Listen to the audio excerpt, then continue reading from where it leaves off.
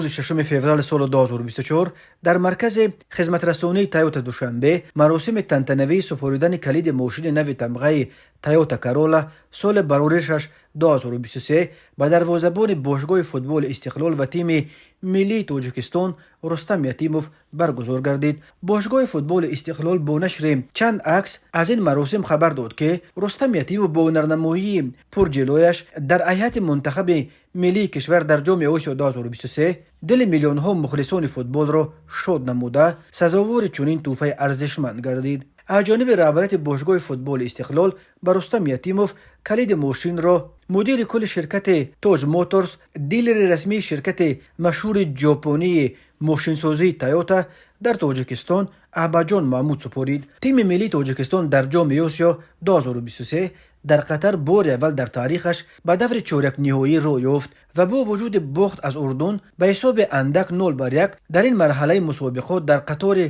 8 تیم زورترین قاره آسیا جای گرفت. دروازه‌بان 25 ساله تیم تاجیکستان رستم یتیموف را اکثر متخصصان فوتبال یک کشفیات جام آسیا 2023 و بهترین دروازه‌بان این مسابقات می‌شمارند.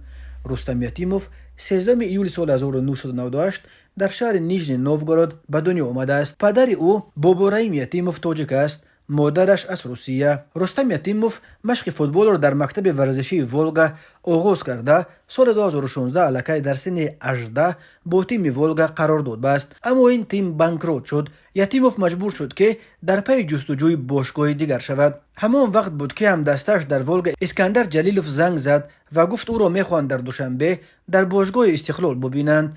در استقلال به رستم یتیموف وعده دادند که برای شهروندی تاجیکستان را هم میگیرند و او میتواند در صف تیم ملی تاجیکستان بازی کند. سرمربی وقت استقلال ستاره مشهور فوتبال تاجیک محسن محمدیف رستم یتیموف را به صف این باشگاه پذیرفت و با دروازه‌بان اون وقت همگی 19 ساله قرارداد 5 ساله امضا کرد.